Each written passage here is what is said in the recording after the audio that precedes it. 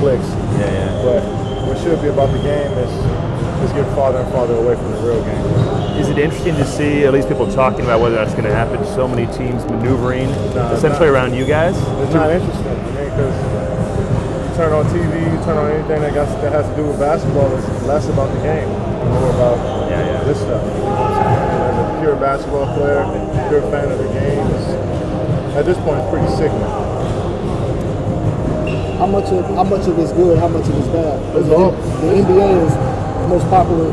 Yeah, but I mean, we understand you want to grow the business of the game. We understand that. LeBron James is the biggest name in basketball, and for the last 2 years, everybody's been wondering where he's going to go and if he's unhappy in Cleveland. So I understand that part. It's fun to see that suspense, but we're just getting away from the real game. We're getting away from what really matters, and it's just playing ball and getting better and enjoying the game. So more so people enjoy that type of stuff in basketball, and I get it. It's also going to just make our game bigger, but I don't know if we want to grow it that way, you know what I mean? I get it though, I get it. What was first thing that went through your mind when you saw that? Bullshit. Bullshit, but in this league, just like a couple years ago, me coming here, nobody would have thought that. So it's part of me as a basketball player that's just like, let's just worry about basketball. And then on the other side, we know this is business as well, and a lot of crazy things have happened since I've been in the league. And even when years in the future is going to be even crazier things that's going to happen. So I just want people to enjoy what really goes on.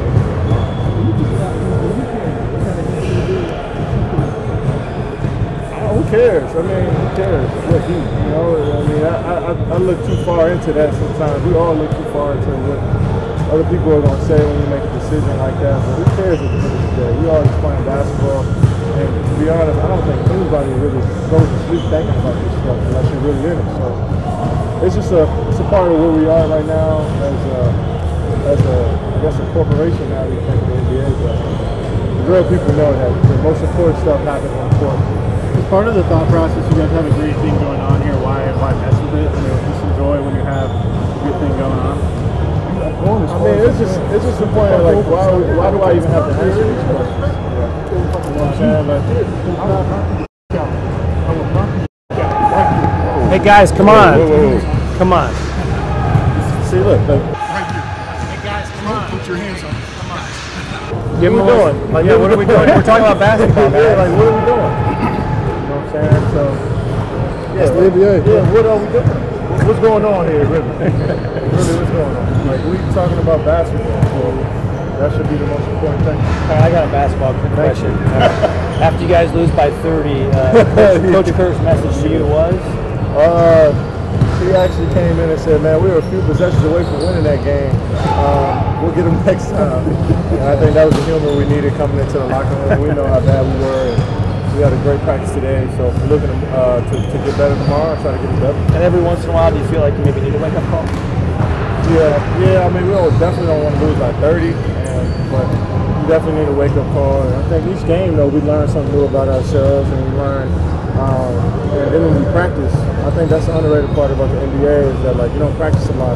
So when you practice, you work on the things that you need to work on to be a better team. And I think every chance we get to practice, the coach does a great job of reminding us what goes on in the game and what we need to focus on. And we come out there and try to execute practice, and then in the games it'll be easier for us. Rasual Butler is obviously past practice. That was really true. It's shocking, man. It was, playing against Rasual in the league for last 9 years, I think he's been out of the league for a couple years now. And just seeing him in LA in the summer playing at the Clipper facility a couple years ago. And I was going to the Clipper facility for like 2 weeks straight, and he was being there every day hooping with us. And just the spirit was great. His enthusiasm about the game at that age was still kid-like, you know what I mean? So we just rubbed off on you. I could tell. I just seen so many posts on Instagram and Twitter about former teammates just remembering him, and I could just for spending that much time with him, I could tell he was a great guy. So rest in peace. He lost a brother in his NBA family. Condolences out to his family, to his wife's family. And it's tough to see, but he got so much love around his name that's still alive forever. You saw that. What's you think of Isaiah Canaan? Man, it was, to see stuff like that, man, on the basketball court is rough.